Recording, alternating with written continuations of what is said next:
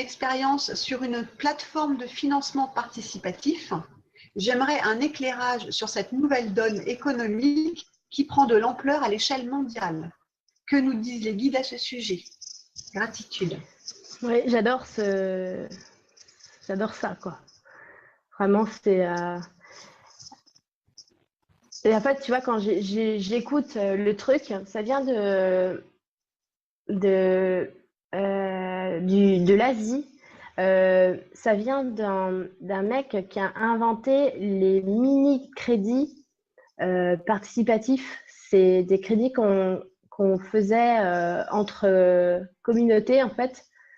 Il a complètement révolutionné le machin, ce mec-là, ça vient d'ici.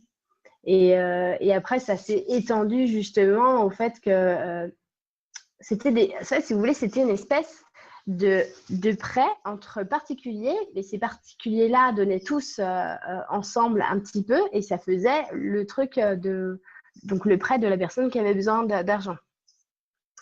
Et donc, c'est exactement l'idée qui a été reprise pour les plateformes de crowdfunding, que je trouve franchement mais génial, parce que si vous voulez, ça permet de faire transiter cette énergie physique en fait de partage, quoi. Là où il y a des projets qui ont vraiment besoin, tu vois, de voir le jour.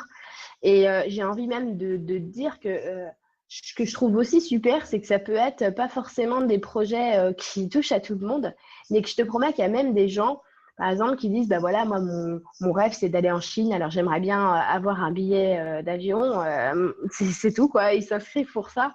Et je trouve ça super, parce que franchement, il faut le faire de demander, quoi. D'oser dire, voilà, mon rêve, c'est ça. Au pire, franchement, c'est sûr que si on est 1000 à mettre 1 euro, bah oui, c'est bon, mon rêve est réalisé. Tu vois? Et ça montre que finalement, la masse, c'est tellement plus important qu'une personne qui a tout. Parce que la masse, elle a tout. En fait, ce système-là, ça montre bien que finalement, si tout le monde converge dans un même but, bah, il n'y a rien qui est impossible. Et ça, je trouve ça super. C'est forcément une très, très bonne idée.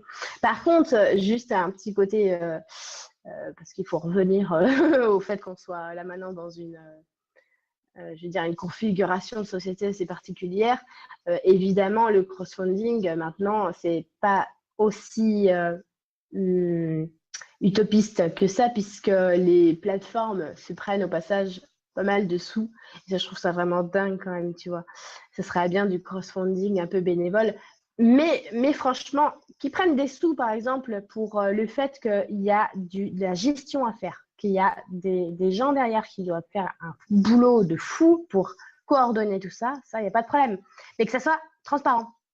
Voilà, bon, on a tant de salariés, on a tant de machins, il y a tant de gens qui travaillent, il y a tant d'heures, donc on a besoin de temps, nous, par mois, donc on prend tant sur le truc, et que ça soit en fait complètement transparent. Et c'est ça que j'aimerais bien, moi, c'est que tout devienne transparent.